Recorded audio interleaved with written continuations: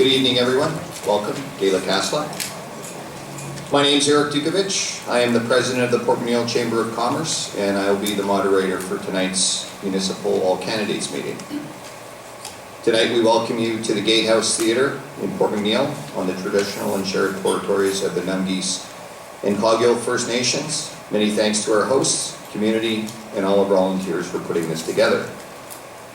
The Chamber is proud to be a regular, nonpartisan host and facilitator for community dialogue. In Port McNeill, we've been working since 2019 on 100% volunteer STEAM, to gather funds to support a wage for a new executive director and refine our policies to turn the Chamber, our business organization, into a policy and advocacy organization on behalf of our community and the North Island Business Collective. Candidly, our approach is a bit of a departure from the past chamber models and one we need to adapt to a changing landscape. Thanks to the dozens of community leaders and board members who have engaged in this meaningful conversation, and stay tuned for increased engagement and community outreach this fall. Thanks to the All Candidates Organizing Committee, and also many thanks to the Gatehouse Theatre for hosting us tonight. Tonight we are here to learn from our municipal candidates and our candidates for school board trustee. We are privileged to be able to elect leaders to make decisions for us in our communities, and privileged to be able to elect leaders to advocate for us in larger arenas, both provincially and federally. Recent events globally have been heightened how important this privilege is. And I thank all of you for showing up here tonight to show your interest. We must give our thanks to the civic-minded people in front of us who are willing to take these roles, so thank you to all the candidates.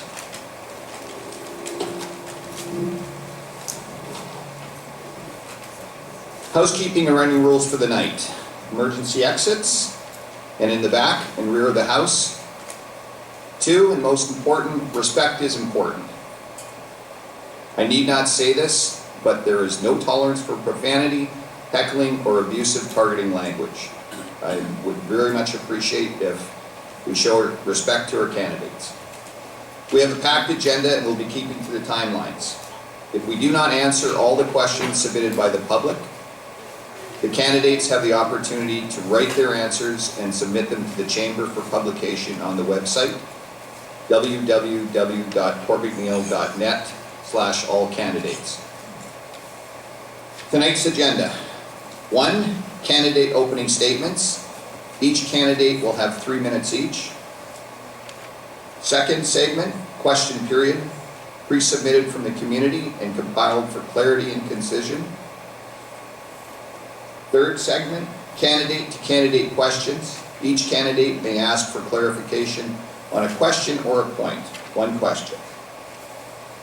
4, questions from the floor and follow-up questions from the audience. 5, 1-minute closing from candidates, and we will adjourn at 9 p.m.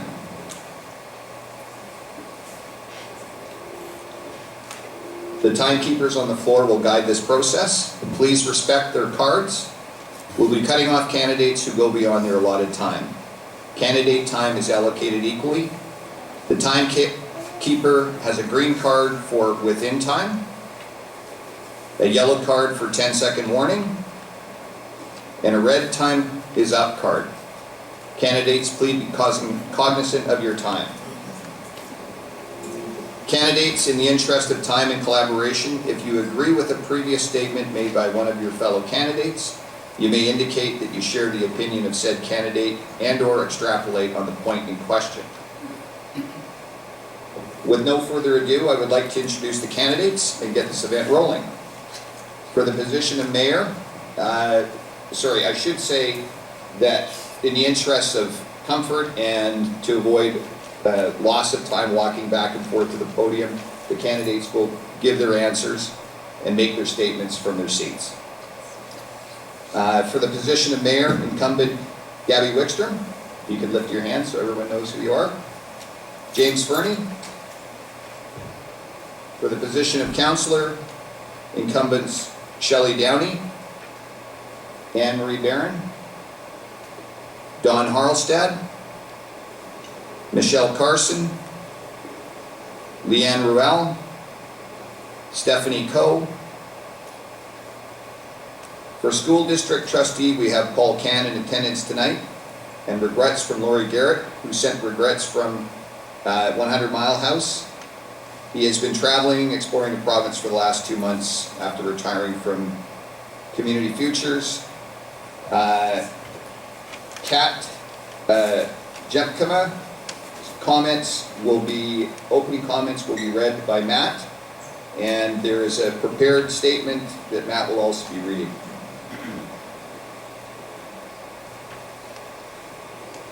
Have I covered everything off, Angela? Good. Any questions from the candidates? Good. Mayor Wickstrom, the floor is yours. Gaby Kessler, I too would like to acknowledge that we're on the traditional territory of the Proxy. Thank you for coming, and thanks to the Chamber for hosting this event. When I was at the Union of BC Municipalities a couple of weeks ago, a councillor from Prince George approached me and said, "Man, is Port McNeill ever punching above their weight?" That was a proud moment for me. People are noticing. The tourism industry is vibrant again. The business community is growing and expanding. New homes are being built, and developers are showing an interest in Port McNeill. For a population of 3,400, we are punching above our weight. We have grown these last few years despite all that was thrown our way. We tackled legacy projects like the official community plan and swimming pool upgrades while constructing new sidewalks and upgrading our fire hall. Major infrastructure improvements with the necessary day-to-day work, some seen and some unseen. These past few years have been absolutely insane. We've had a 7-month strike, pandemic, barge sinking, boil water advisory, healthcare crisis, and a daycare crisis. In each case, I've put myself out there and been a strong voice for our community. During the pandemic, despite being alone and scared myself, I went to social media and made regular Facebook Live posts to help ease people's fears and tried to bring calm in uncertain times. More recently, I've been working with other rural leaders in the province to try to solve our healthcare crisis. Councillor Downey and I are working to help bring more daycare options to Port McNeill by connecting with nonprofits and provincial ministers. The dial is moving. Not everyone has been in favor of my vocality, and in some cases it's come at a personal cost. But if I had to do it over again, there is little that I would change because I am 100% invested in this community and the people in it. On June 13th, Council introduced a new zoning bylaw, and it was clear from the beginning we got it wrong. It was too much, too fast, and many of you let us know about it. So we held 7 more meetings to rework the bylaw, and I was proud of that process, as uncomfortable as it was, because it was public consultation at its best. We listened and we adapted based on your feedback, but that's not the story I'm hearing in the public. Instead, people still think the bylaw was adopted as it was first presented, and that's simply not true. You see, good news stories don't stick. Controversy is clickbait, the negative rises, and facts seldom play a part. That's why it's so important to do your research. What has Gaby done? That's a valid question. We've been in this weird COVID holding pattern these last 2.5 years, and I don't even know what my next door neighbor has been doing. My challenge? Ask me. Visit my website. And I can promise you it's a lot more than I can cover in this 3-minute opening. Thank you. Thank you, Mayor Wickstrom. James Furney. I'd like to thank the Chamber of Commerce, the Gatehouse, the folks on this stage, and the people, you guys, who've given up your Wednesday night. I'd like to acknowledge that we are on the traditional territory of the Kwakwala-speaking people, and I'd like to thank them as well. My name is James Furney. I grew up here. I've made my life here. I raised my 3 kids here, and I loved it so much, I'm raising more kids here. God willing. I believe we are extremely blessed to live in the greatest region of the greatest country in the world. It has the mountains, the ocean, the pristine nature, the resources, but most importantly, it has the people. It's the wide variety of people, old and new, who share the love for this region that make it our home.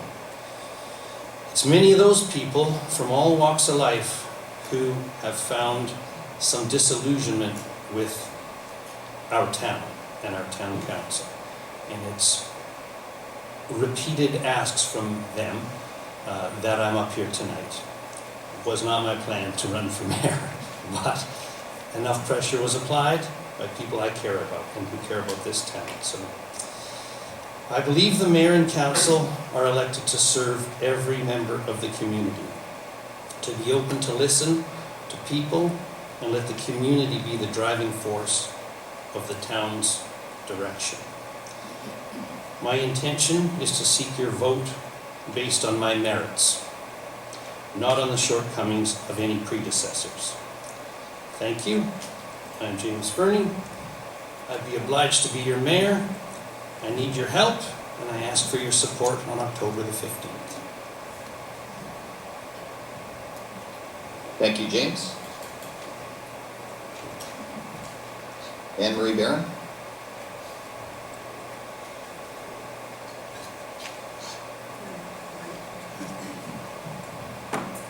Good evening, everyone. My name is Anne-Marie Barron. I've been a resident of Port McNeill since 1985. I attended school at Old Sunset Municipal. I left for post-secondary education, but returned and raised my children here. I've worked for a local company for almost 17 years and spent 10 years in the school district prior to that.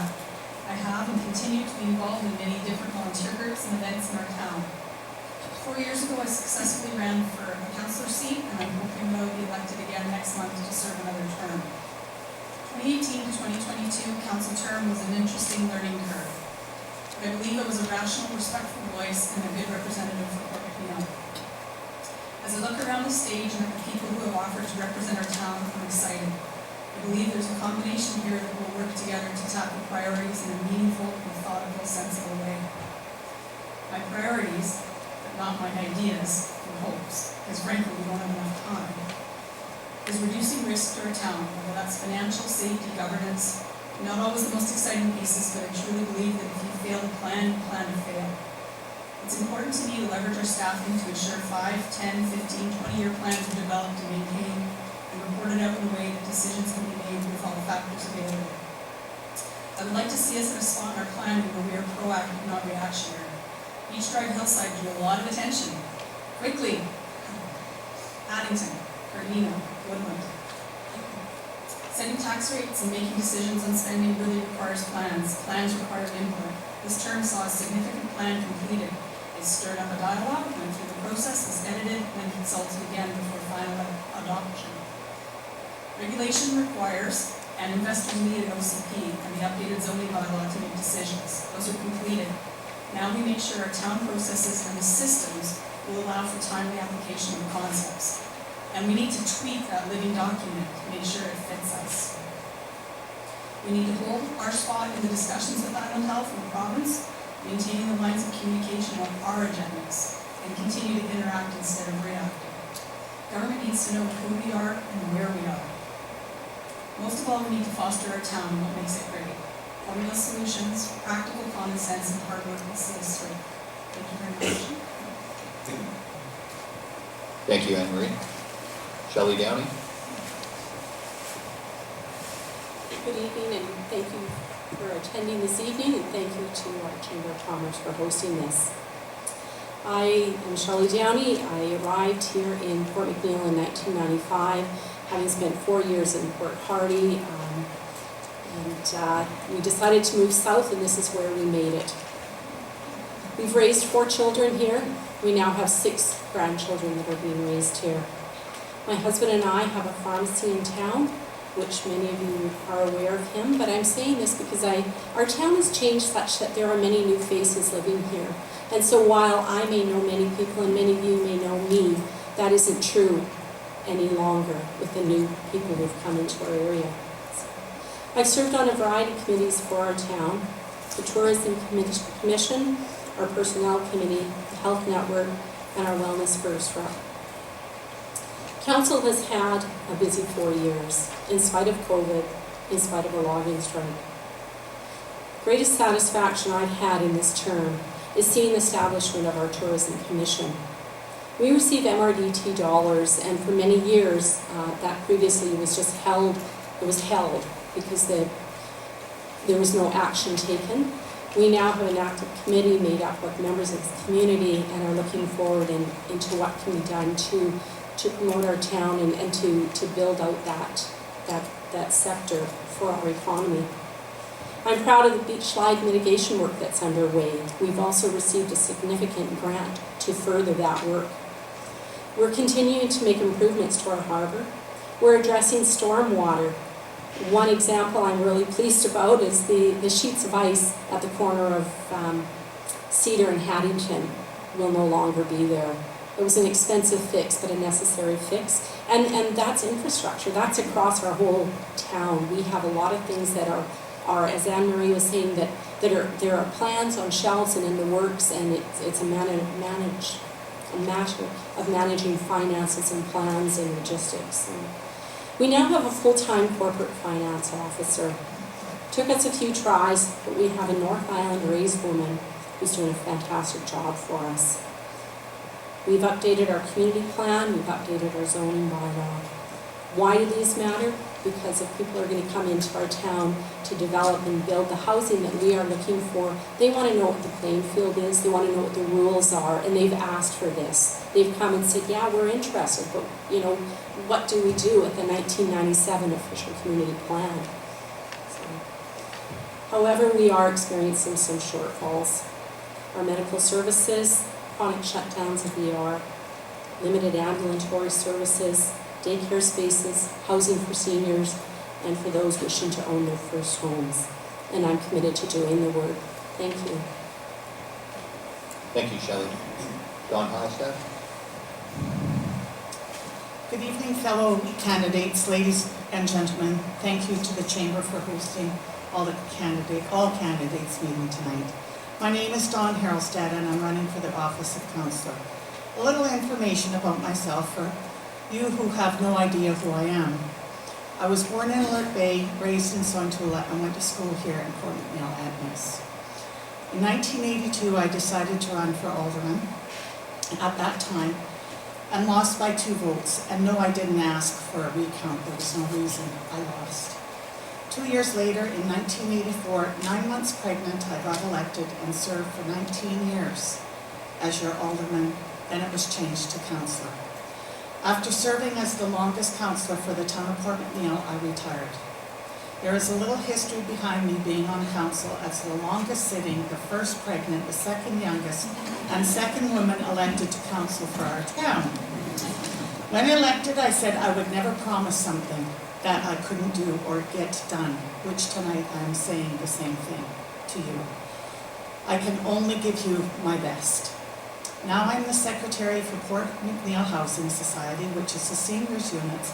As well, I'm the interior designer when somebody moves out of one of the units. Also, I'm the chairman for our Strata 1182 and help once a month with the Harvest Food Bank distributing food hampers. As you look around Port McNeill, some of my projects were to get us a cemetery, which we never had. Our fire department needed a new fire truck, a rescue truck, new radios, etc. Beautification, the trees used to go all the way down on the road to the seawall, which a lot of people walk on every day. Updated the playgrounds with new equipment, the community hall upgraded, the lights at the ball fields. We had a skateboard park for a while. Unlicensed vehicles taken off the streets, listening to what people wanted in our town. I decided to run again for council because it seems as though nothing much has been happening. Our town looks very sad. I would like to bring it back. The pride we had in our town. Our streets are in poor condition, and if we can only afford to pave one street a year, then so be it. Eventually they will all be done. We need to do something about all the boats and trailers parked on our streets, which have facilities where they can be stored, not on the sides of the road. In some areas of town, backing up can be very dangerous. While we were having our housing sales skyrocketing, our present council didn't take the initiative to put the land on Pioneer Hill up for sale. There was no land for sale, so people could build a new home on it. We have cleared that land, I think, about 3 times now. I believe we should put this up for sale immediately with stipulations that it must be built within 2 years. As a council, we can also change the zoning to make it more appealing to buyers outside of our area. We have empty building lots in Port McNeill, but no one wants to sell them, and we can't force them to build on them. Thank you, Don Harilstead. My apologies. We're going to give everyone the same amount of time.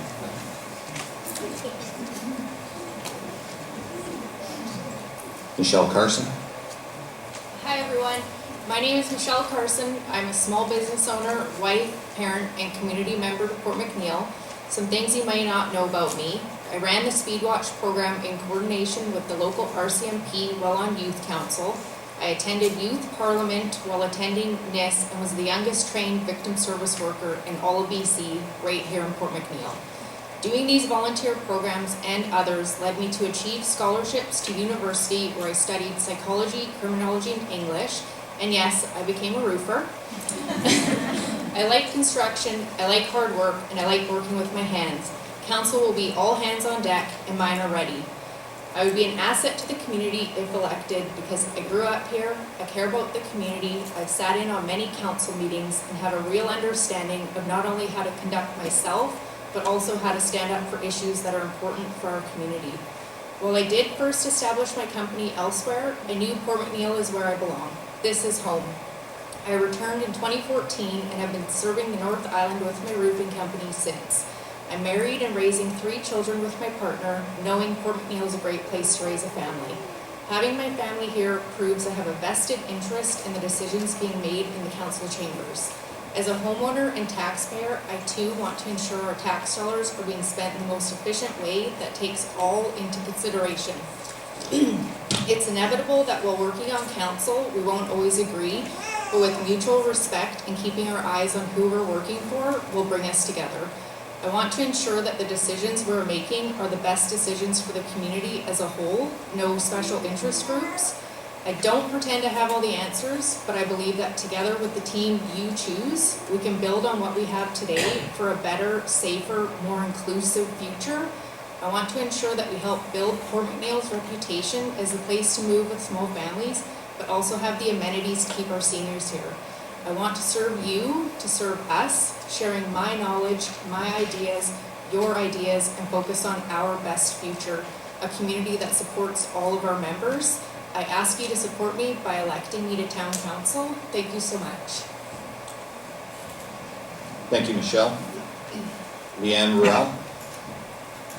Hello. I would like to also acknowledge that we are gathered here today on the traditional territory of the Kwakwaka'wakw people, and I'm honored to be here. My name is Leighann Ruel, and I'm running for your Town Council. I've lived in Port McNeill since 1984, and my husband and I have been married and living in community for 30 years. We have 3 adult children and 1 amazing daughter-in-law who are all residents of Port McNeill. I've always been active in the community and have always been known to wear many different hats within the community, and that has not changed over the years. I am an early years service coordinator at the North Island Crisis and Counseling Centre, where I oversee many childcare and early intervention programs. I am also an instructor at North Island College for the past 12 years in the early childhood education program. My background is in childcare and human services. I believe in the strength and unity of community, and I believe that it starts with healthy families, a vibrant community, and a strong local economy. My decision to run for Port McNeill Town Council was not a light one. I really did a lot of reflection over the summer to ensure that I had the capacity to be able to bring everything I had to this position. I've decided to run for council based on my desire to serve the residents of Port McNeill. It is really that simple. I feel that our residents need to have a positive leadership, to represent their interest and the confidence in elected leaders, that we will be able to set aside our personal agendas and engage in meaningful, respectful, and productive dialogue on the issues that impact your quality of life. I have the ability to take action, make decisions, and remain calm under pressure. I am a solution-driven individual. Many of the pressing issues that affect the people in this community also affect the people that are closest to me, as well as people that are closest to you. There are many complex issues facing our community that will require cooperation and collaboration at all levels of government. But it starts with a cohesive and unified voice and strong leadership at the municipal council level. And I feel that I can bring this to the council. So, thank you. Thank you, Leighann. Stephanie Coe. Hi everyone, I'm Stephanie. I'm using Stephanie J because my mother once said to me, why don't you use your middle name? And I thought, that's true, I should use my middle name. So I'm going to introduce myself a bit. I came to Port McNeill in 1999 as a single mom, transferring with the Ministry of Forests. So I worked for MOF for 12 years. So I'm very aware of the forest industry and the issues around that. I wrote for the Mid-Coast Beacon, a newspaper, community newspaper that was on the North Island between 2000 and 2002, 2003, and covered town council, regional districts, all events, all issues. So many of those issues remain the same. So a lot of things haven't changed since then, and that's 20 years. So that concerns me. I completed my Bachelor of Science in Sociology and Political Economy at the London School of Economics, University of London. I'm a certified trainer, training and development professional for adults. I also have a Y certified life skills coach doing workshops. And my most recent academic learning has been organizational change management with Saudi's School of Business at UBC.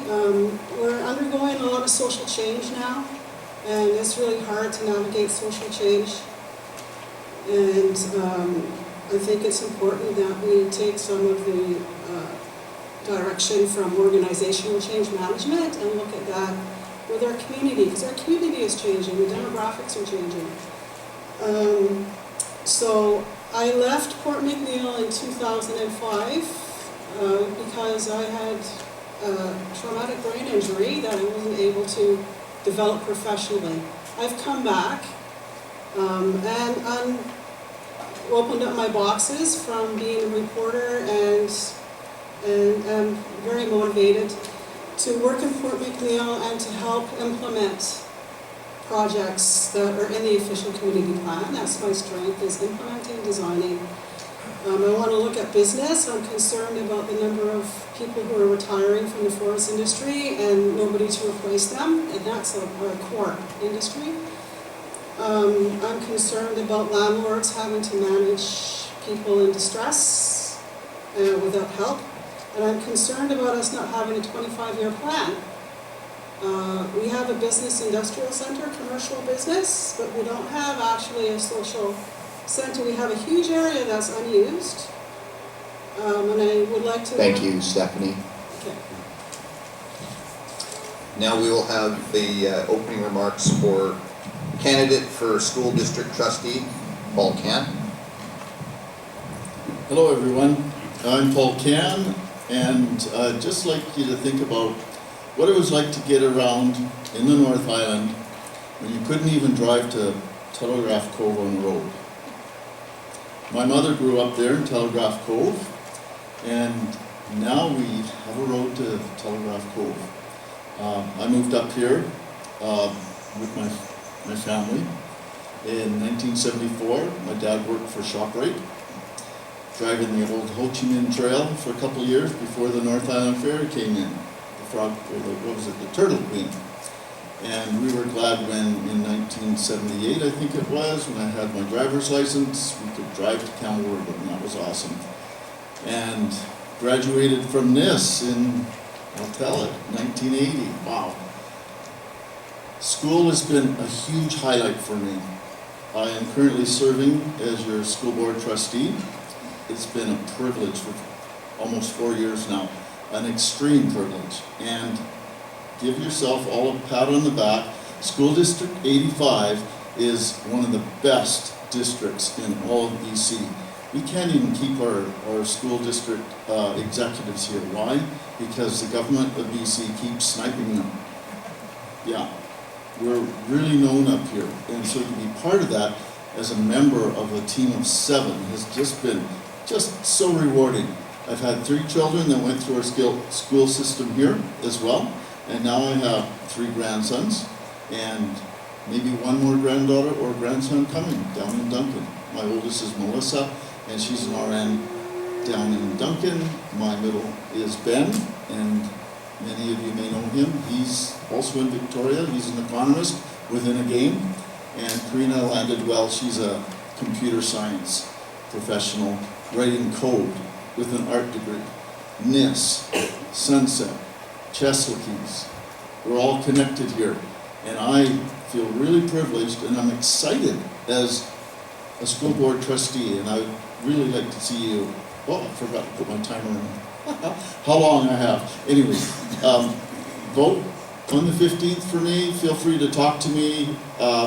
There's some exciting things happening, and I look forward to your questions later on. I do have some very good answers. Thank you. Thank you, Paul.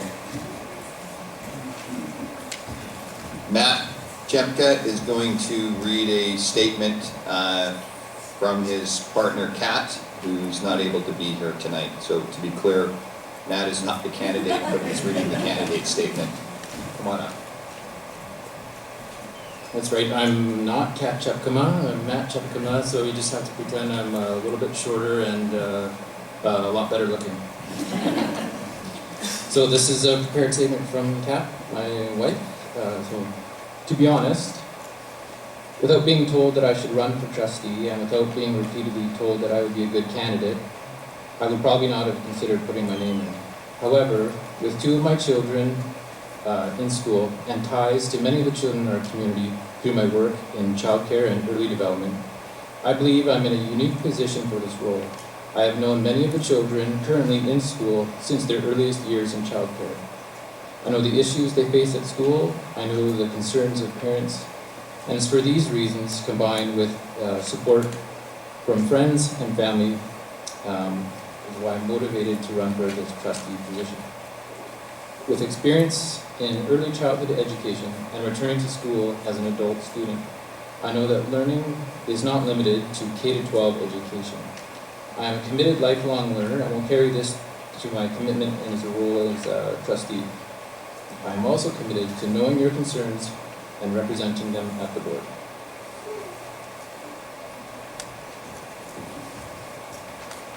Thank you. Before we start the next segment, I need to confer with the head of our organizing committee briefly. There is 1 more candidate for school district. We do not have an opening statement for him. We have the prepared statement for one of the questions. Trust me, I can use all the help I can get.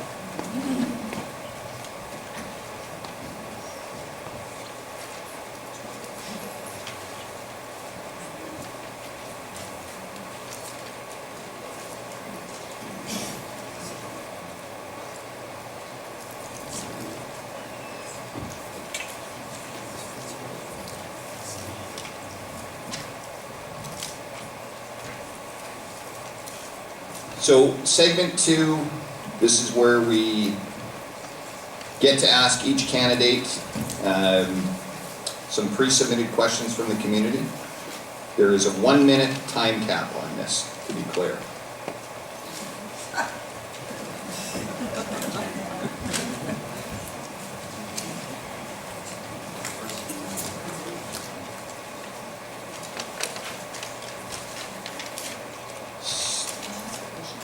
Please. I'm assuming it's not always going to start there, because that was one thing. We will reverse the order.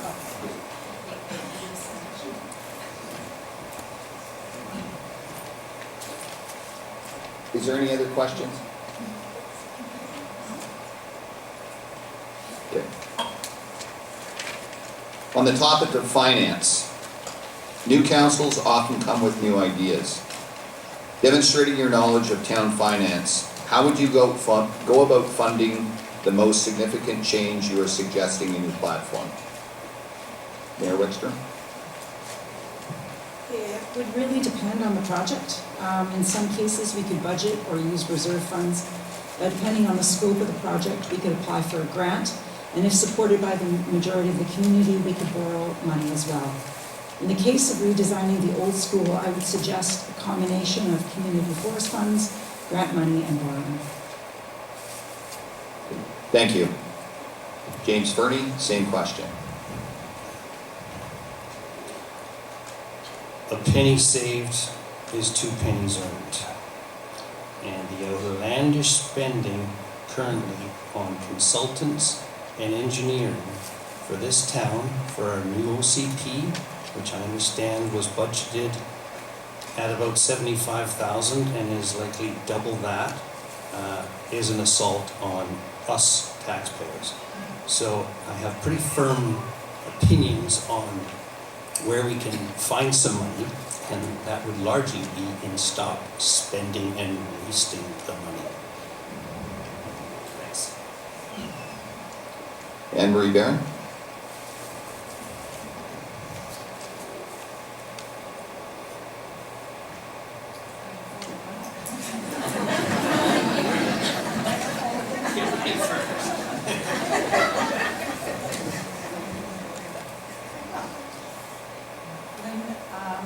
I came onto council, one of the things that was said was that the community forest money was a fairly significant chunk of money, and there had been a motion previously that that was to be left alone until there was something significant. It wasn't to be whittled away, and that money's still there, and there are a couple of exciting things, I think, that could be in the hopper, that could be coming up. We can see that money going towards, so it's not whittled away, it's actually goes towards something and we can say, this is what it's for. Thank you, Anne-Marie. Shelley Downey? We do have community forest funds which are there, and I have pushed back against any opportunity for staff to spend those towards operating items. They are really earmarked, there are dream money for whatever the project might be, whether it's leveraged or wholly tapped out, regardless. Regarding the finances of the town here, we do have a full-time CFO. This is something that I've been asking for over the course of this term, and I really pushed for it, because how do you manage your operations if you don't have somebody there who can look at your numbers and be on top of them and have those answers at the ready when they're asked? And so we have that in place. We have a good team at the office, and I'm sure there probably are efficiencies that will come as a result, and I'm counting on it. So, thank you. Thank you, Shelley. Don Harilstead? As to finance, asking what major change you would make giving your ideas, this question is in many ways irrelevant. Until you become a councillor, you are not privy to all the financial circumstances if town, and therefore it would be irresponsible of a new coming councillor to make such suggestions. The question itself is irresponsible. I went to the town and I asked for a financial statement, and I was given this,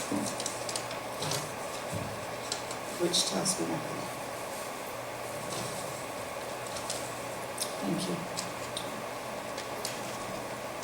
Michelle Carson?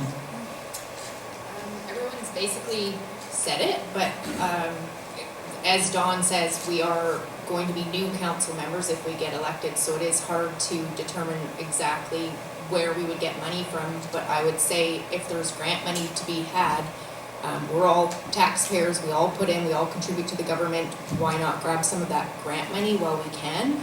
Also invest some of our own money into our own town, but I think grant money, investing, using our own funds as leverage if we have to, and if there is that funding there that's sitting there, let's start investing in what we need. Thank you. Leighann Ruel? again, I agree with Gaby on this point, that it would depend on the project and the funds that are allocated during the budget planning. I've just, like I said, just started reading up on local government finance, so I do have a lot of learning to do in that regard. But I am fairly knowledgeable in accessing grants, grant writing, and proposals. There's grants that come in many forms, so you have ones that have matching funds, you have ones that, you know, work within collaboration of different levels of government or within different agencies. So it's a matter of being ready when those opportunities present themselves. So. Thank you. Stephanie Coe? We have, the town has hired an economic development professional. She has a lot of experience from Alberta and Saskatchewan and prairies. And so, and she has a lot, she used to live here, so she has a lot of that knowledge of here. There is huge amounts of funding, infrastructure funding that's out there from the federal government as COVID relief for rebuilding and resilience, and provincial funding as well.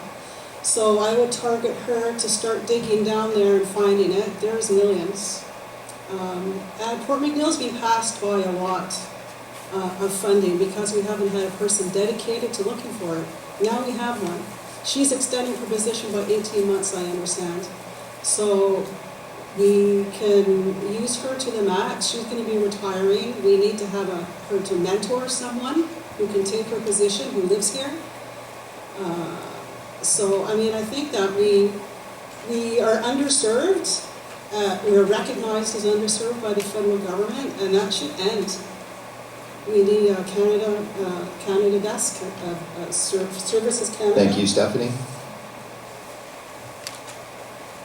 So, in the interest of fairness, for the next question, we will be reversing the order. So that means that Stephanie will start and Mayor Wickstrom will finish. The next question is a two-part question on the topic of land use and development and Indigenous rights and title. I'm allowing 2 minutes for this question.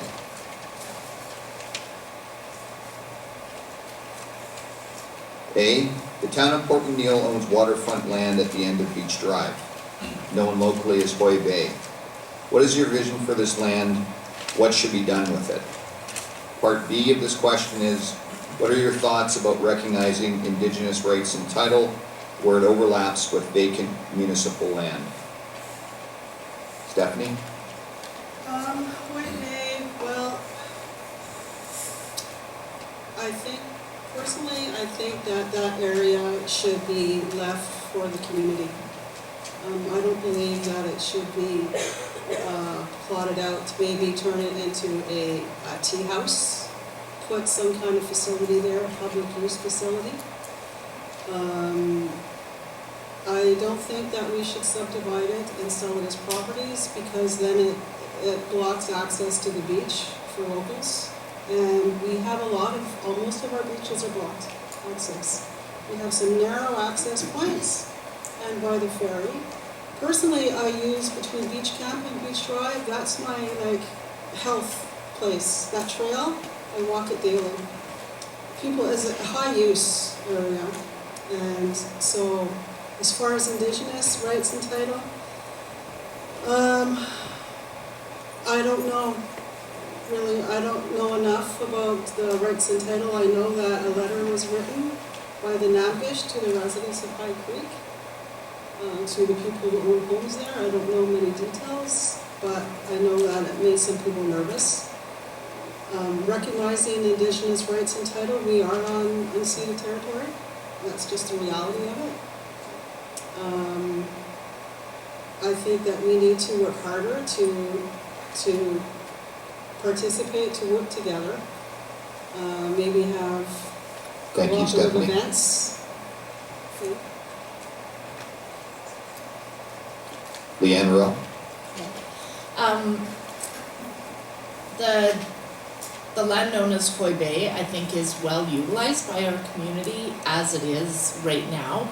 I would love to see the trail system developed a little bit more. There's a large chunk of land that's in that area that could be used for increasing the hiking trails, increasing sitting areas, that sort of thing. But it is a really natural kind of area that is well utilized by our community. So I do feel that it would need to have public consultation before we develop it or move in any other direction than what it is presently being used for.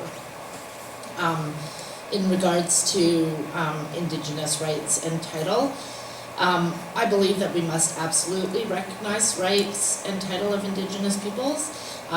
This is within the spirit of collaboration and fosters reconciliation and respect. This includes working in partnerships with Indigenous bands to create land use agreements and gaining permissions for any proposed projects that do go forward. Thank you. I'm going to read out Part B one more time.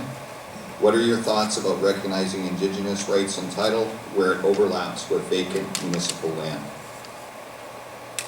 Michelle Carson? Oh, you're just reading.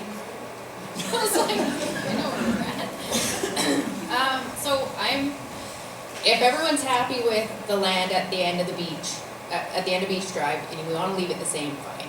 If we're thinking big, what I see there are ocean view condos.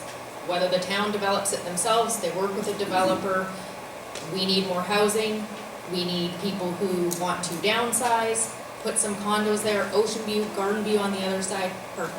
I love it. But whatever you guys want. And with the Indigenous rights and titles, I am very new at this. I've been following, what's been happening with everything, and I understand what we've done and what needs to happen, and we have to recognize everything. We need to. I believe we're trying to. With regards to the land, it's the exact same thing that Leighann said, is respect, encouragement, teamwork regarding the land, and working together and making sure that everyone is satisfied with how it's working. Thank you. Thank you. Don Harilstead? Land use and development with reference to Hoy Bay. It was always considered to be a park. In fact, when I was elected to council, it became a park. That was given to us for a small little bit of money, because Jerry was the mayor at the time, and he's pretty cheap. And that is designated park. It needs to stay park. That's the way I see it. And I mean, we can develop it as we have the money, but I can see, like just clearing the underbrush. There was actually a group years ago that wanted to do that and put picnic tables and trails in, and it was going to be all volunteer. And so it hasn't been done, of course, it's still sitting there. Indigenous titles overlap every aspect of BC lands, whether it be municipal, provincial, or federal lands. Therefore, a town or city must continue to develop and use the lands it owns until a claim is made. Then the situation is dealt with. A town or city just can't stop the continued use of its land due to potential Indigenous claims. Otherwise, many projects or developments will stall, and it's just common sense. Thank you, Don. Shelley Downey? I would echo much of what Don has said regarding the rights and title, and in particular to municipal lands. With respect to the properties in Hoy Bay, the part of it's publicly owned by us, the citizens of Port McNeill, and a larger chunk is owned by a private landowner. So when we talk about Hoy Bay development, I think it's worth having the conversation is what do we need? We have land that's sitting there and is sat vacant now with some people accessing trails and no revenue being generated on it. And likewise, we have the adjacent property as well with Mosaic, and we have no revenue coming in.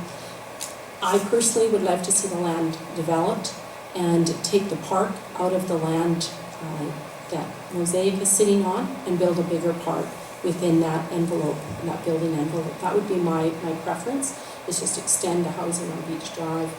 So down in Parksville right now, because I have the time, they are currently, a company there just donated a huge swath of land to an organization, and part of that process that they're undergoing right now is rights and title to the First Nations in that area. So this is just a recent transaction that's happened, and I've been watching it just to see and learn more about what that means when you do have land, vacant land sitting there. So it's a conversation to be had and to explore, and I think as council we have to be open to it. Thank you, Shelley. Anne-Marie Barron.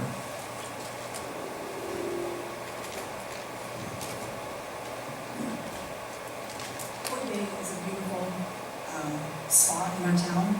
It has its moments for me. It's basically a single lane road.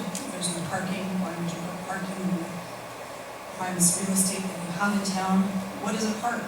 I don't know that everybody on this stage has the same definition of what a park is. Is it swing sets and slides, or is it nature trails and pump tracks?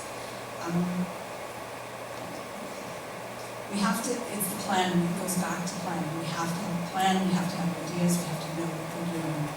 The Indigenous rights and titles, learned a little bit in the last 4 years, but I've learned that there's process, and that you have to find your spot where you fit in that process, respect the process, and your agenda is not always everybody else's agenda, so you have to be ready and willing to accept the time frames that are in front of you. James Furney. I grew up playing in Hoey Bay when the street ended at the Chester's house. That was our wild zone down there, so I have a strong attachment to it. But I also had the good fortune to be down there one evening in 2002 when a fella from Victoria and his wife pulled up in a yellow Porsche Boxster.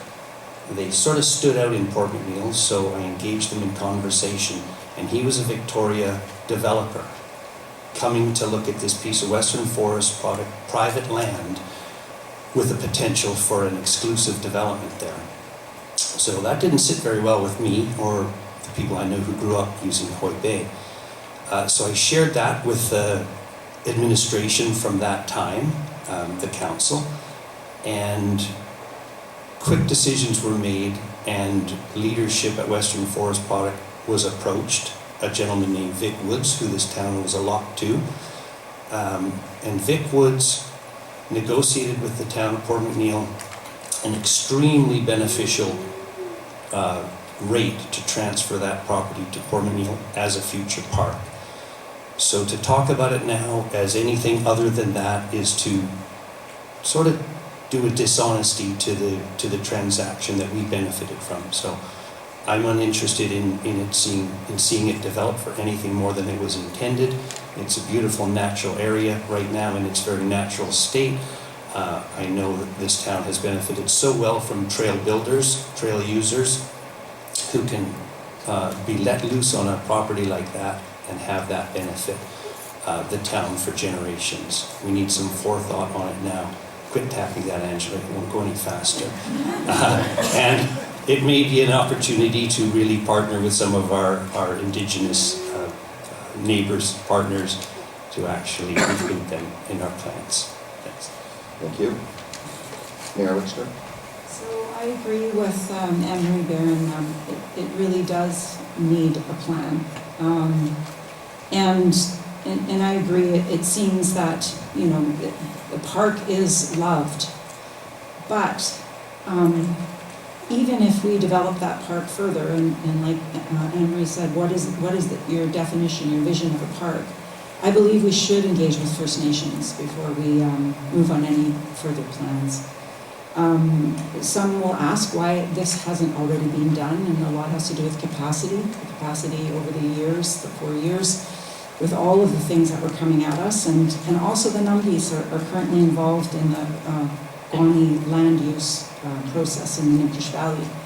So, you know, time is not readily available, but we were able to talk through a public process about some of the areas that we had plans for or were concerned about. It's a very open process, and they're willing to listen. If we're going to take reconciliation and working together for the future seriously, and in the interest of everyone who calls this their home, then we need to work together. It's going to be scary and it's going to be uncomfortable, but I believe it's time that we need to do this, and I think that the new council should take Indigenous relations training as well. I think it would be very helpful. Thank you, Mayor Wickstrom.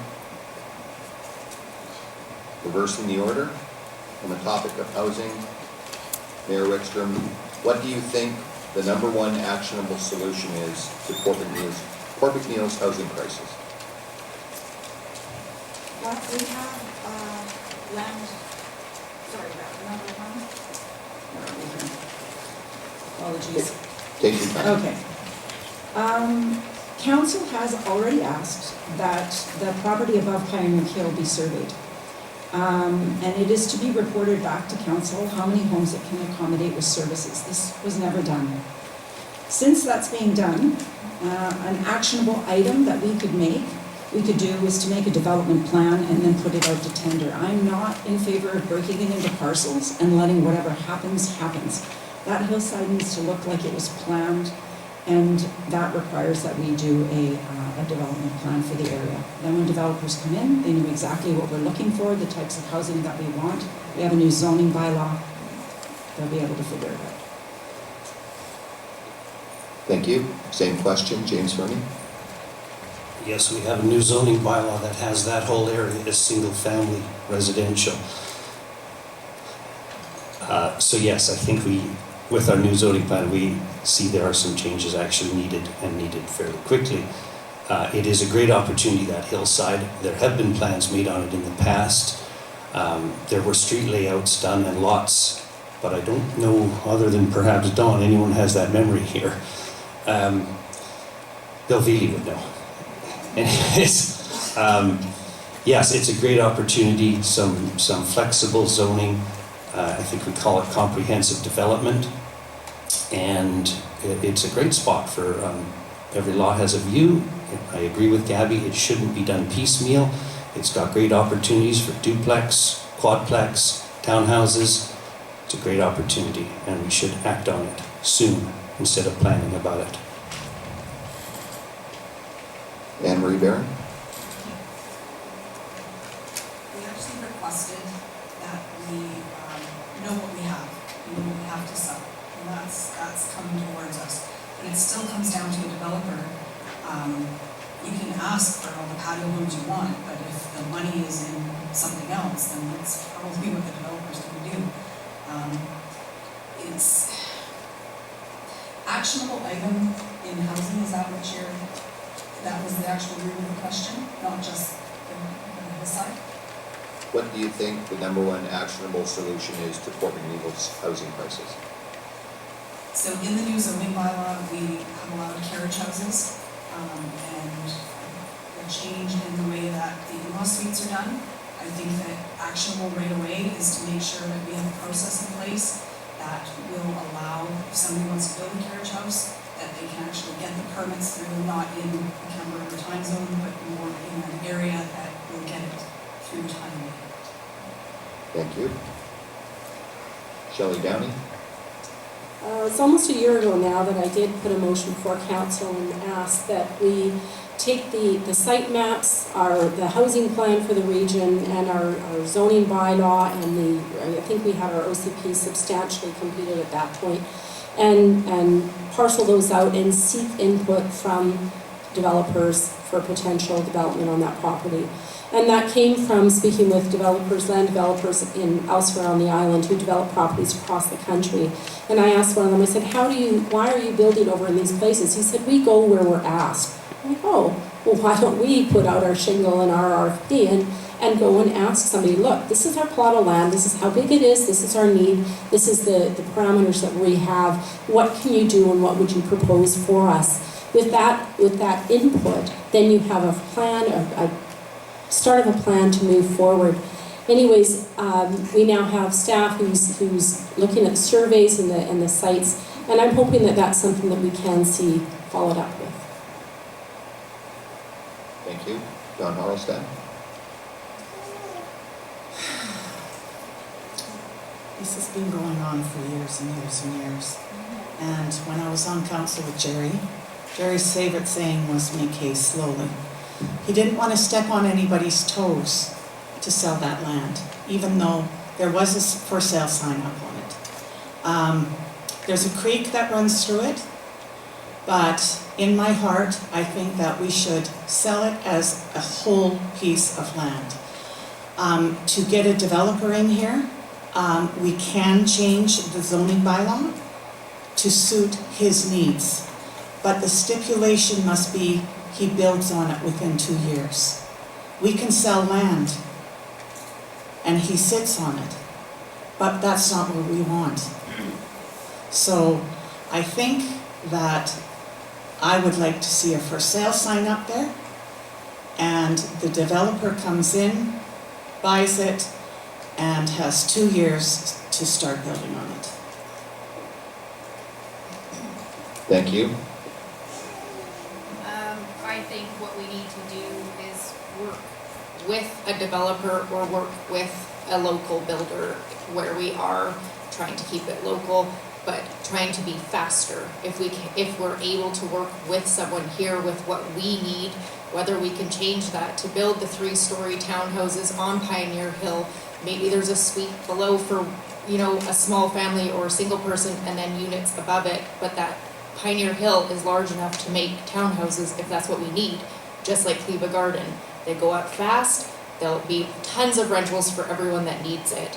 But that's the number one actionable plan, is to build.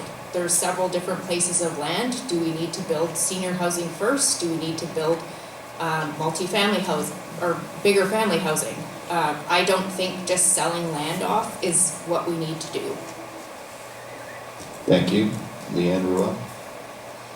Okay, I'm kind of a mixed mind with this. I don't really understand why we have to sell it as a giant parcel of land, because it's been for sale before, it never sold before, nothing's ever been done before. I would like to see it, if possible, broken into smaller parcels, that you could create a plan to ensure that there is mixed housing options available.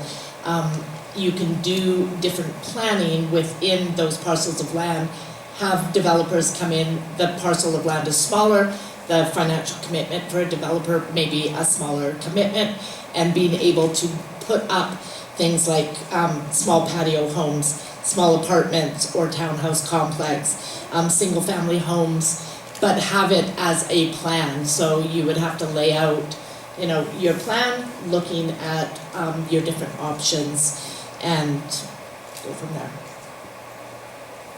Thank you. Stephanie? I seem to recall on Mine Road, I think we should do an inventory of vacant serviced areas. I seem to recall many, 15 years ago or so, on Mine Road, the end, that was serviced. I remember lines going in there. And all down, I think we should also talk to Mosaic about releasing some of their private land. There's a lot on Church Street and on the left side going down the hill. I see people looking at those properties. I don't know if they're walking the trail. I used to walk the trail with my dog, but if they're looking at that land, but what are they doing with that property there? I'd like to find out about that and what their intentions are.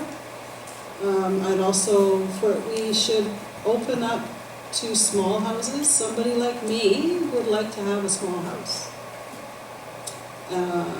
So I think that we should loosen up on this zoning a little bit on small Thank you, houses. Stephanie.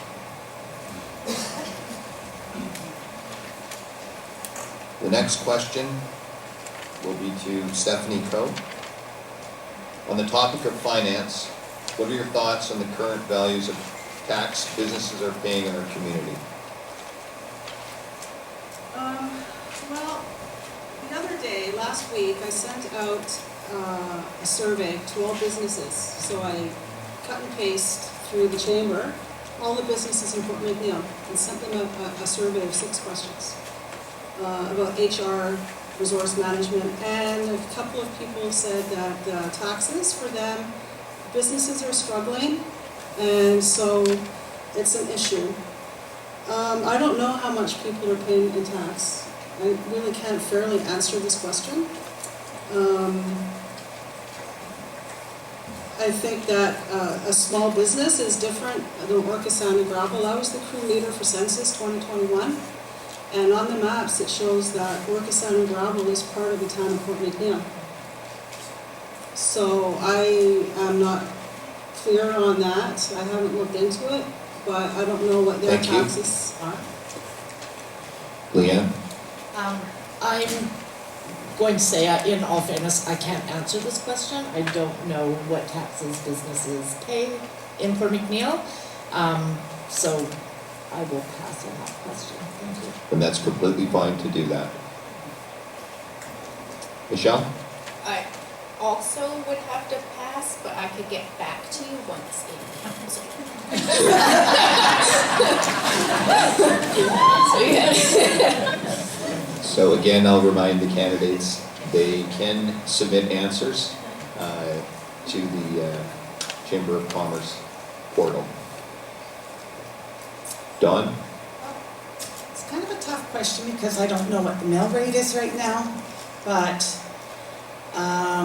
empty pieces of industrial land or commercial land, maybe they should be paying more. Maybe they'll develop it faster, you know? Instead of sitting on it. I don't know why they're sitting on the land when we need things in our town now. And maybe if we push them a little, because the tax rate on that land is quite low. So, well, it was when I was in council. But things can change, but that's my idea, you know, like maybe raise it up a little. Thank you. Shelley Downey? I would say that, just for everybody's interest, business tax rates have been moving up alongside residential. So if the residential rate is moving up, so has the businesses. So, you know, if you think, the question is are they paying enough? As a business owner downtown, I would say yes, but that is probably a question to ask all the business owners. And to Dawn's point about taxing or putting a surcharge or surtax on vacant property, I did present that a number of years ago and as an idea at an all candidates meeting as well.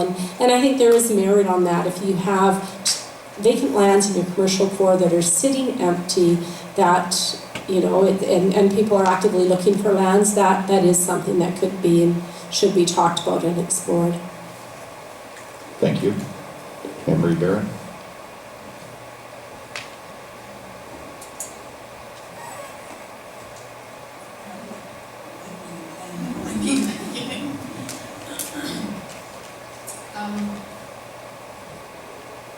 Sorry, I'm just going to read the question.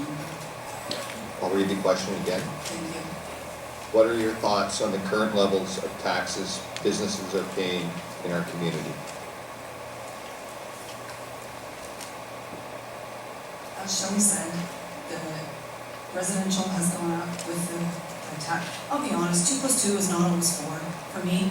And when I got onto council, that was my biggest concern, was dealing with the finances. And actually, Shelley here told me, hey, you run a house for how many years and you can do this. It's not something that has been a huge focus, and in the next council, maybe that's going to be a strategic priority, because as Shelley said, the fees for having non-developed land, that was talked about, but never actually got to go anywhere, so possibly that's a strategic priority. Thank you. James Furney? Business taxes. Yeah, it's valid. I'm in business.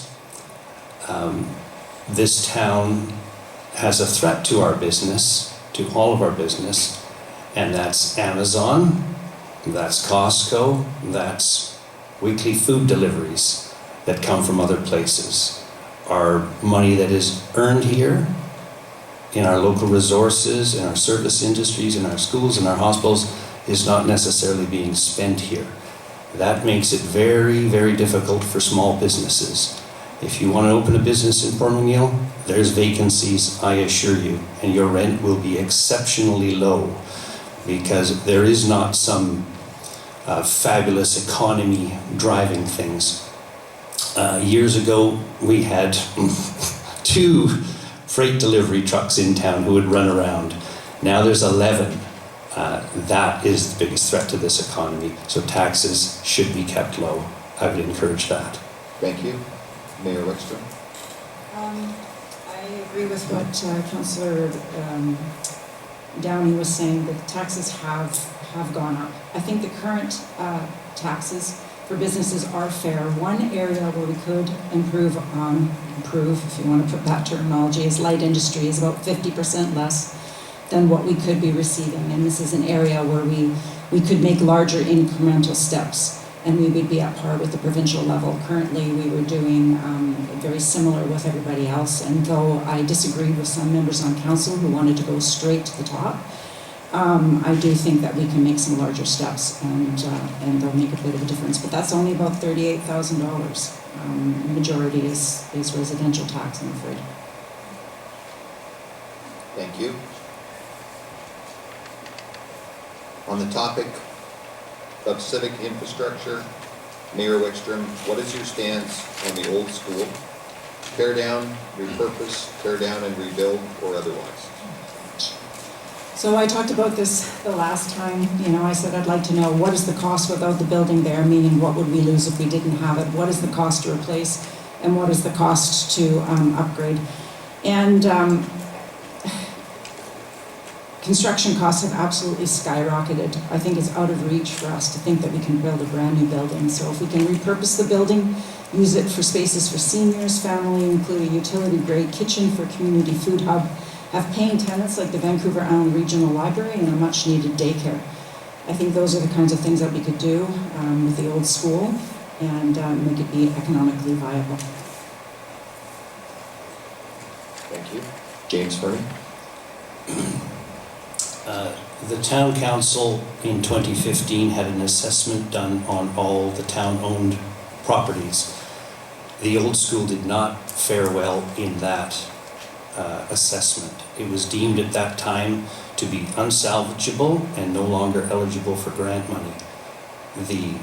Having said that, the community hall shone fine. It didn't have the asbestos issues and it had a good roof on it. So the old school subject, we have to make the unpopular decision that where I started kindergarten may actually have served its purpose and is time to put it to bed. Whether that is to sell it lock, stock and barrel to somebody who will repurpose it for storage or what have you.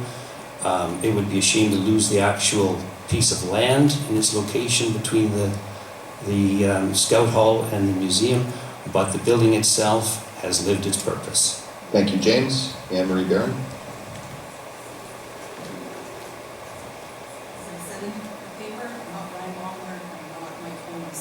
I haven't actually seen anything that says to me it is an absolute tear down. I haven't seen anything that actually says it's completely usable the way that it is. I look at it and I go $800,000 to tear it down. Could you put that $800,000 into it and get something from a person who knows how to repurpose these types of buildings? What would we repurpose it as? Do we put the town office down there?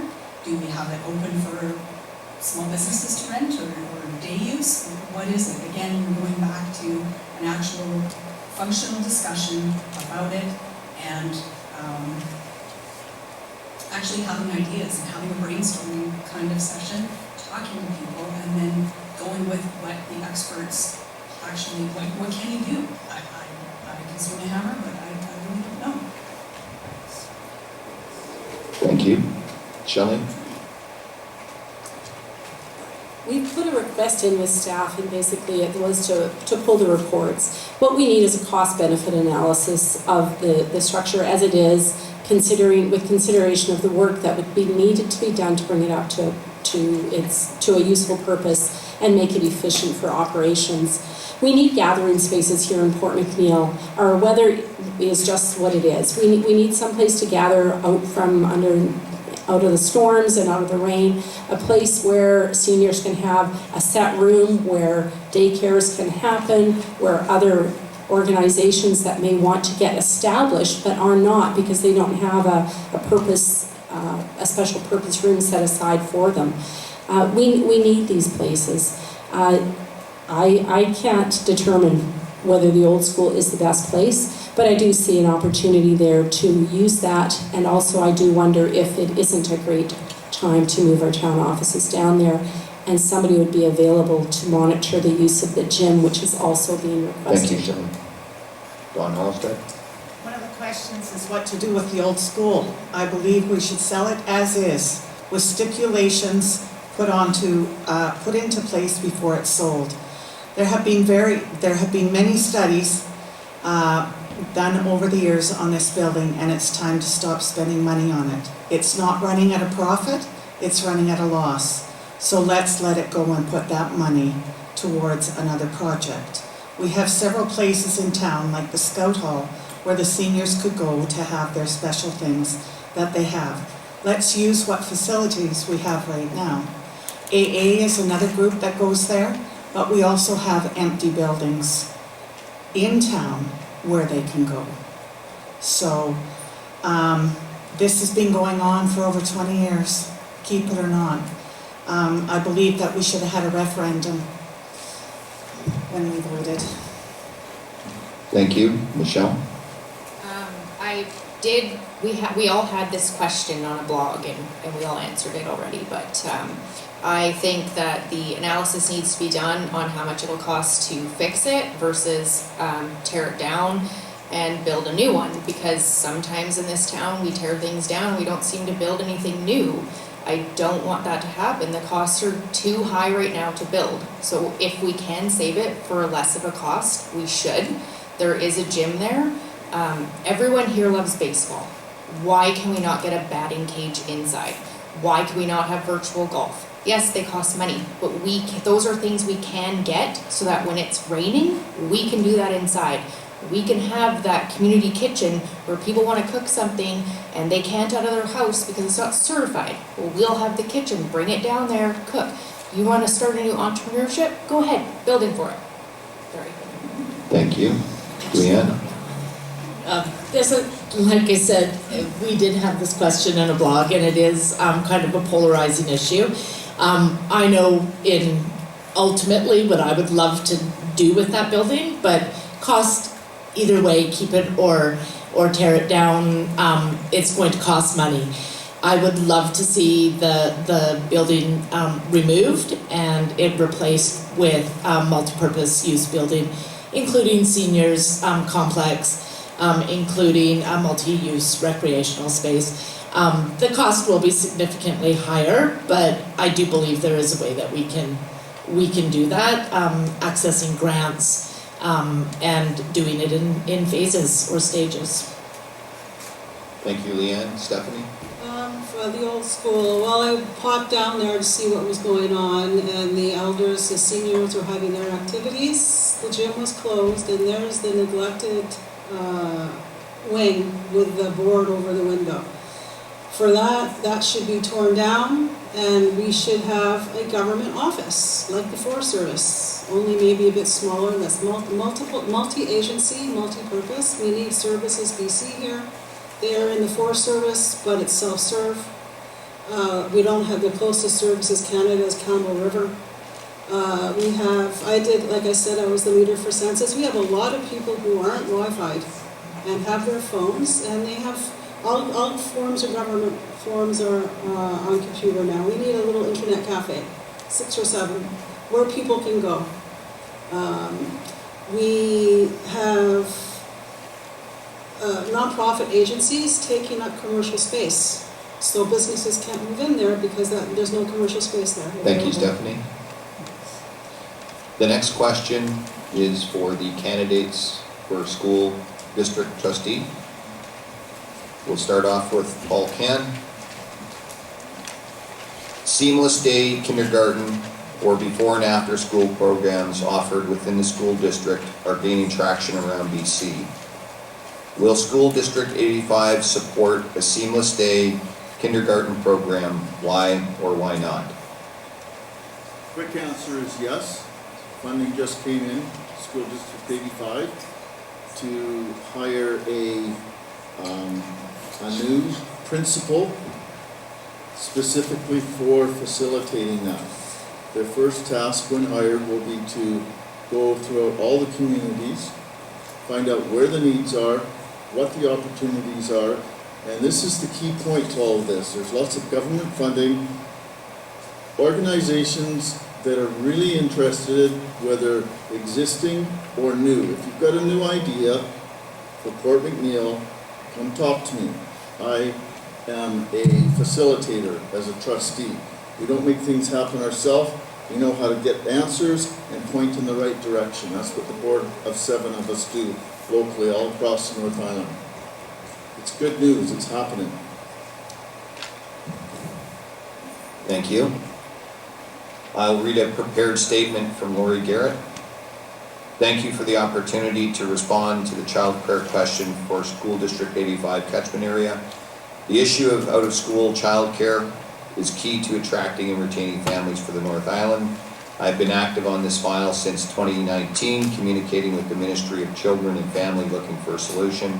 The ministry had budget dollars for capital projects to build capacity in our communities. The proposal was to fund additions or renovations to school facilities in partnership with the municipality, school district, and nonprofit operating society. We did not take advantage of the offer at that time.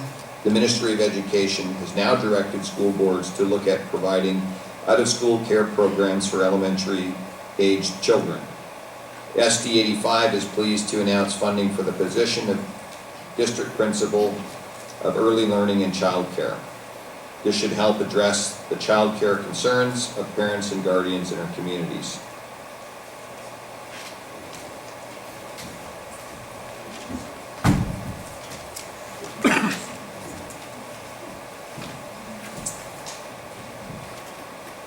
Again, just a little bit shorter, a little bit better good looking.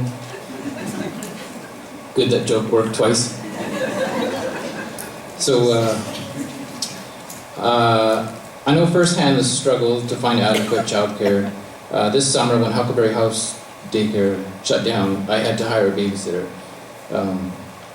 I'm currently affected by the lack of childcare as it affects the structure of my workday. When I first moved to Port McNeill, I ran the Cool Kids after school program. I also worked at Huckleberry House daycare. With both my children had attended Huckleberry House daycare and benefited from the ease of transition to kindergarten at Chesapeake's elementary school. The closing of Huckleberry House has left a major gap in childcare for the town. So to answer the question, as a trustee, I would support and advocate for board-operated childcare, which sounds like it might be happening. My first-hand experience and education put me in a unique position to represent before and after school programs and child care strategies at the board.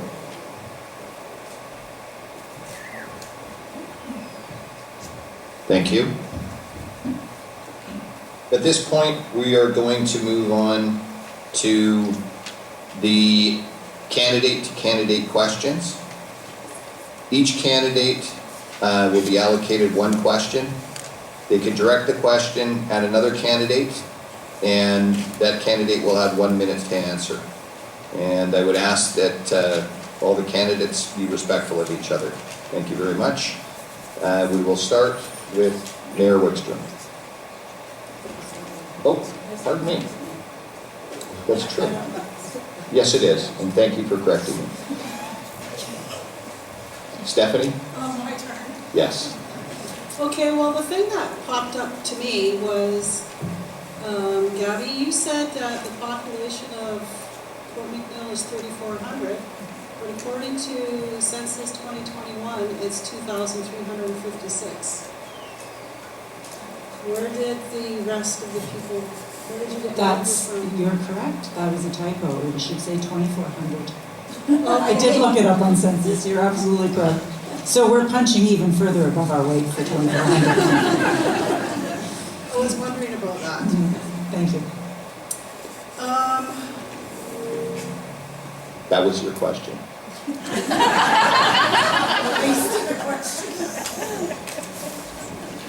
Leighann, Ruel? I'm going to pass this.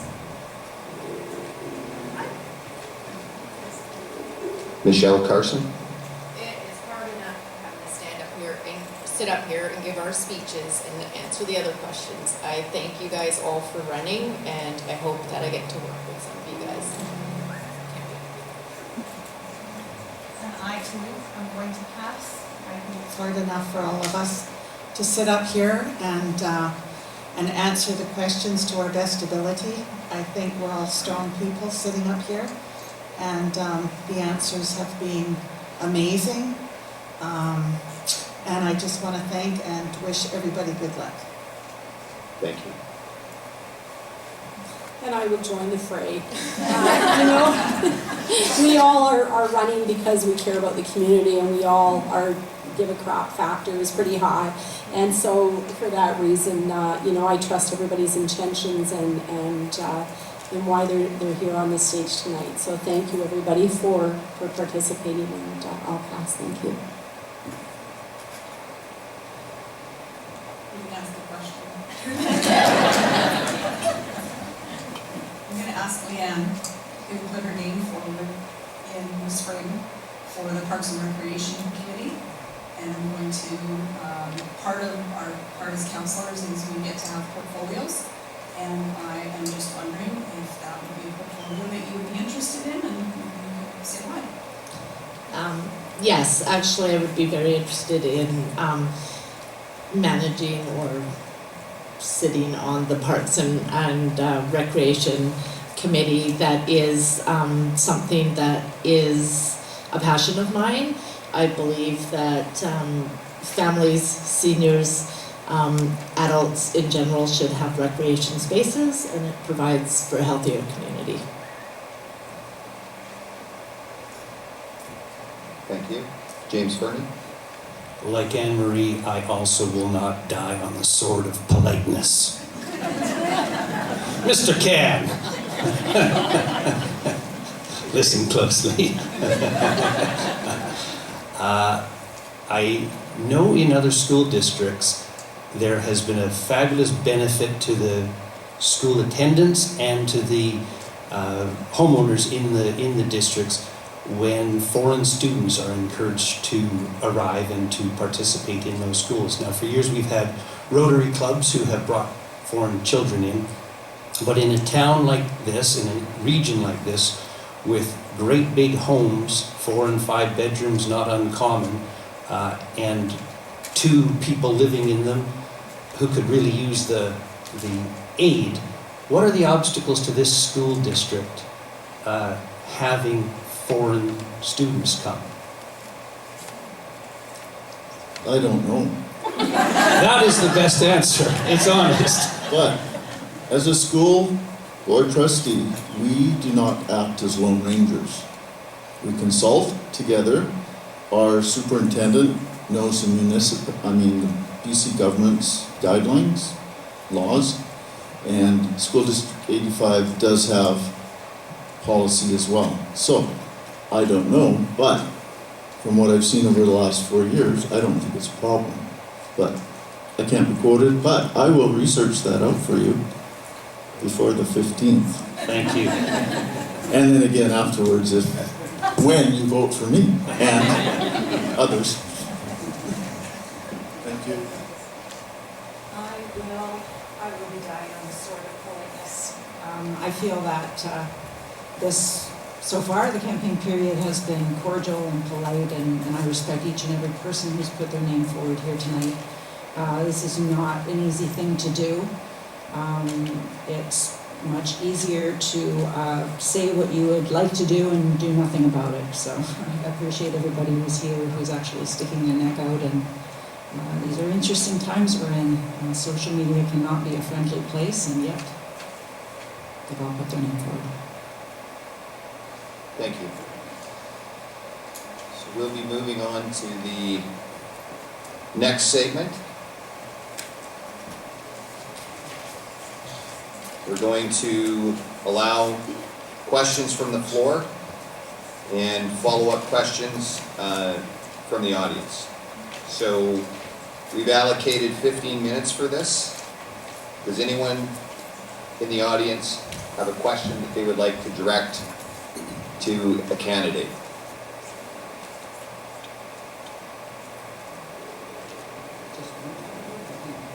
Candidates.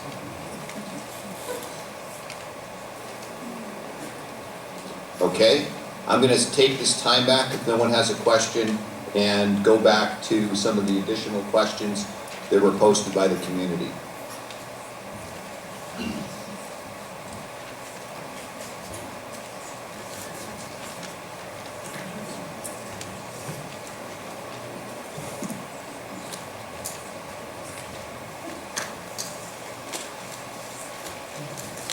Mayor Wickstrom, what is the number one thing that Port McNeill can do to attract business? Could you tell me what session it's under, please? Oh, never mind, I found it. Tell the story better than we are. I think there's a lot of support for new businesses, so I'll give you an example. And I believe she's in the audience here, Peter Rosbach. Encourages people to go to other stores other than her own. If you have a unique idea, you're not going to have as much competition. Taxes are reasonable, and so is rent compared to the big city. Building permit applications don't take a long time, and we have excellent connectivity. So I think we need to tell our story better. James Furney, Can you give me that question one more time? what is the number one thing that Port McNeill can do to attract business? I think the town should get out of the way of business and let it come, because we act as a bureaucratic impediment to people with new ideas. And I have watched it time and time again that the entrepreneurial spirit does not do well when it meets with the bureaucracy. So the town staff, the town council should be here to encourage at all opportunities people who are putting some skin in the game to try their hand at business in this town. So we need to be very encouraging. We need to be very responsive when people do bring ideas to us, and that has not been the case at all times. Thanks.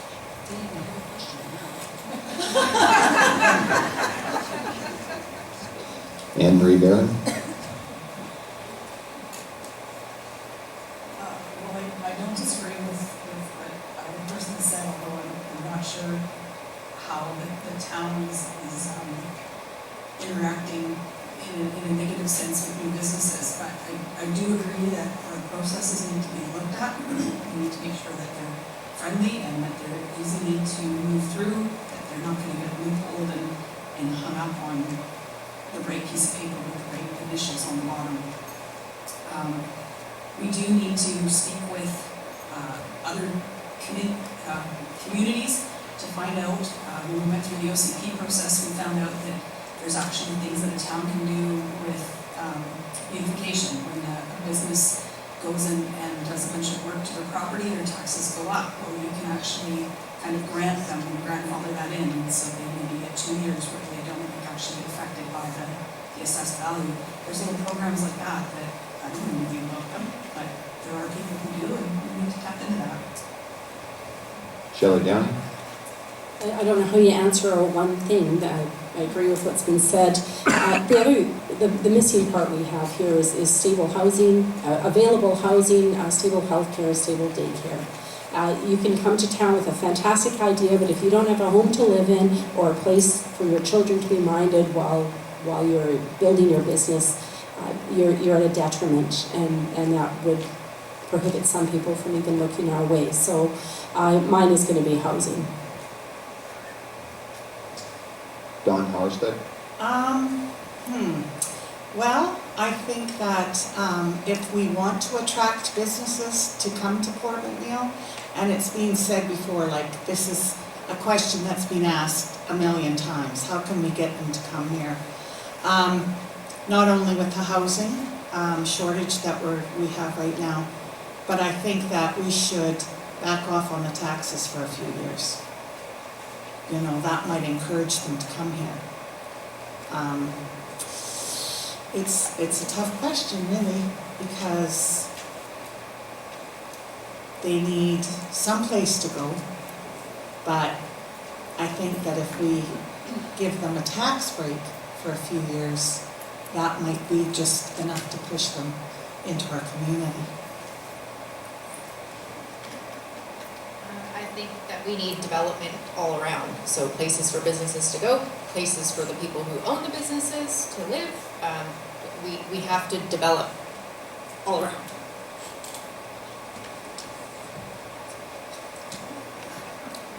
Leighann? I'm going to agree with pretty much everything that everybody said. I think we need to look at our infrastructure in Port McNeill, so housing, childcare, taxes, red tape that businesses get held up in, all of it plays a role. It also depends on what types of businesses we're trying to attract to our community, right? What are the things that those businesses need within our community? And that starts with looking at our infrastructure for sure. Go ahead, Stephanie. Sorry. Well, when I was working overseas, I was doing some importing, buying and importing stuff, and I would come back to Port McNeill every summer for 15 years, from 2005 to 2020. My daughter and grandkids are here. And it was stressful going on the websites, getting information. It's really hard to navigate Port McNeill's information. We don't have a business center. Our Chamber of Commerce physical space is gone.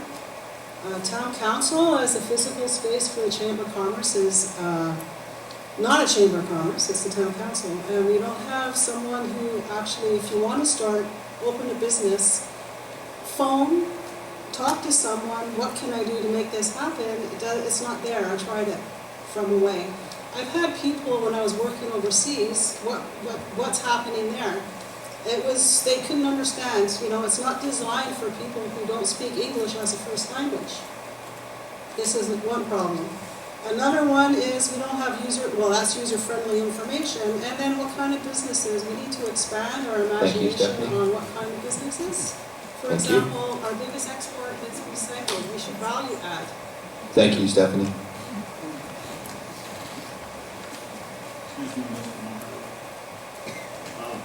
Is this a good time? I wasn't given a chance to have a candidate question, but could I trade that for a cross-candidate kind of answer to Mr. Furney? I'll allow it. I'll allow it. See, this is modern technology. This should be read. I just was texting to the superintendent. Christine is absolutely incredible.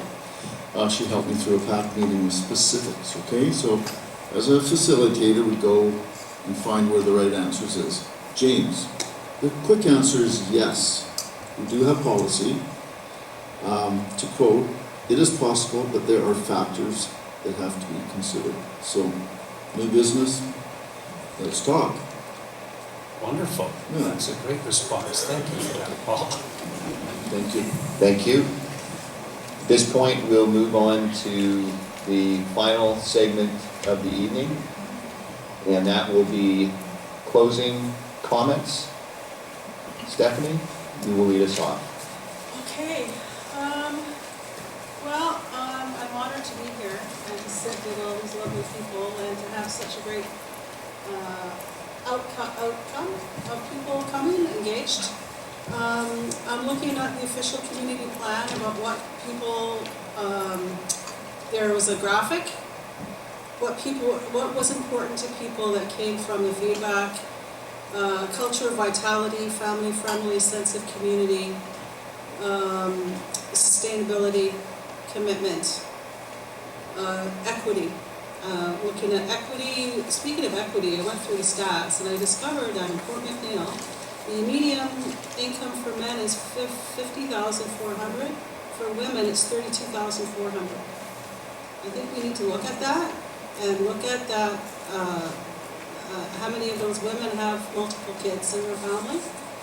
I think these types of things are important because social, family-friendly sense of community was #1 for people, right? And so we have to be more thoughtful about how our community wellness, mental health. I think we need. Thank you, Stephanie. Leighann? I just want to say thank you to everybody. I'm not going to pretend to sit up here and know all the answers to everything. It's going to be a steep learning curve for me for sure, but I do believe in the heart of this community, and I do want to see the community and its residents prosper, and however I can help to make that happen, that is what I'm willing to do. Thank you. Michelle? I know that I probably look a little bit younger than everyone else here, definitely green, but I can tell you guys that I do care about the community and I want us to have activities that work for us in all aspects of the weather we get. With my business, I rely on the weather a lot, but in my winter when I have a lot more downtime, I need entertainment. Netflix only gets us so far. I want to do stuff that for all of us, something to get us out of the house and bring us together. So please vote for me. Dawn? I get to finish my speech. Some have mentioned more housing for the seniors and working with them over the past 3 or 4 years. Almost. It would be nice to have another 4 units with a conference room and a bathing facility. Our more frail and vulnerable elderly patients are very important. It is imperative that we look after our elderly regarding community services like a bath center. I'm not sure how much room we have where it is right now, but I think it could fit in the area that is left up there. Where you ask, would the money come from for something like this? Grants and canvassing our local governments and federal. A committee needs to be formed with this being the task at hand.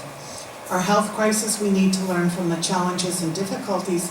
We need more meaningful collaboration with the health authority, providers and patients to be able to enable a better work environment and recruitment of staff for the provision of good primary care and emergency care. Please vote for me on October 15th. Thank you, Dawn. Shelley? Thank you everyone for your time this evening. If elected this next term, I would really like to begin focusing on mobility, accessibility, and seniors issues. When I was first elected to council, retirees did not stay in Port McNeill. They retired and left. That's not true anymore. They're staying, as evidenced tonight, and more are moving into our area as well. So with that in mind, we need to adapt, we need to make those changes that are necessary, and that does revolve around access, and it's not even just seniors. We have young people who now are in wheelchairs, and they need to be accommodated, and those changes, whether it's our sidewalks, our entrance in and out of buildings, widened doorways, those are things we need to be more thoughtful of and attend to. We need to deal with housing. We need a seniors housing. I would love to see a gathering space for seniors and also a gathering space for our members of community. We are community when we gather together, and that sense of belonging comes from being together. And lastly, I just want to say a big thank you to all our volunteers for making our community fantastic. Thank you.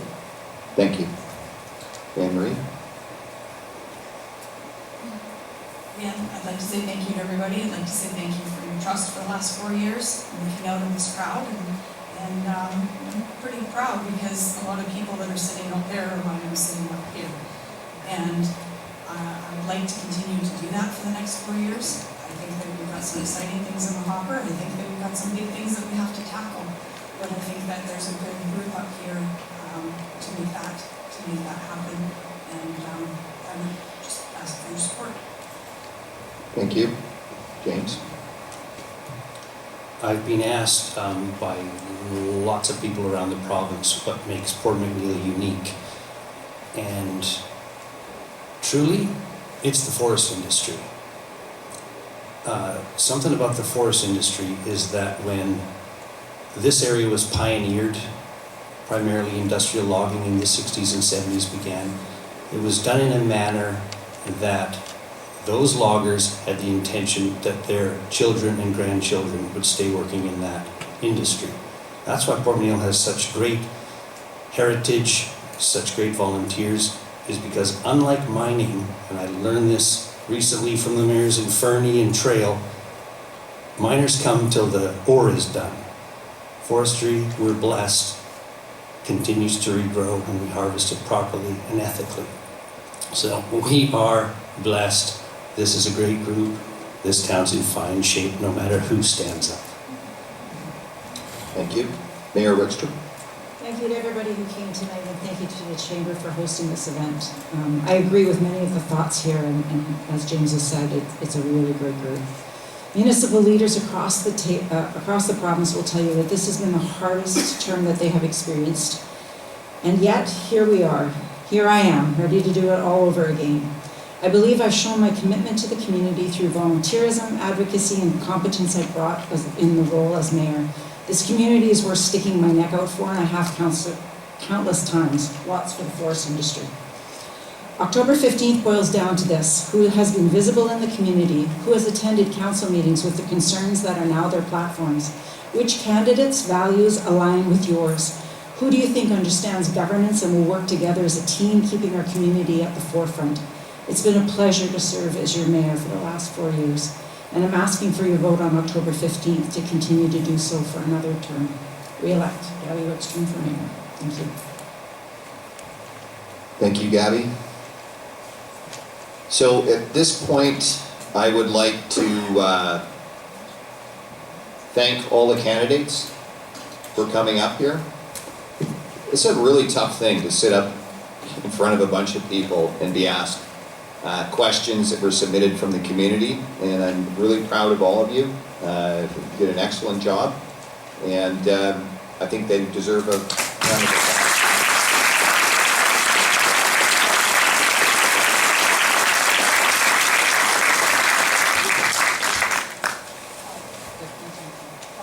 Sorry, Paul. Mr. Moderator, may I have a short final remark?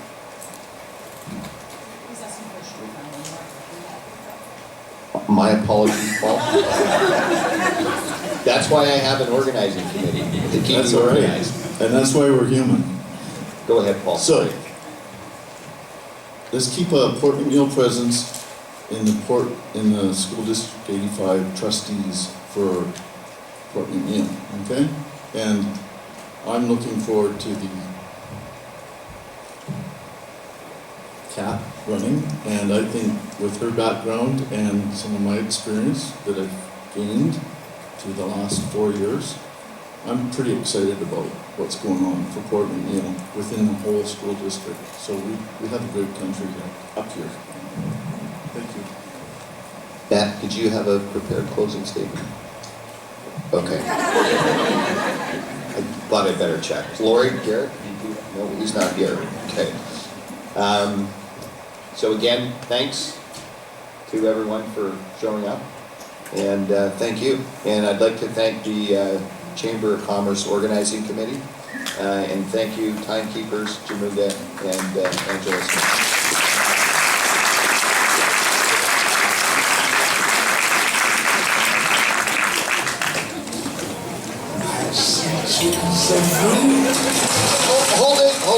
Hold it.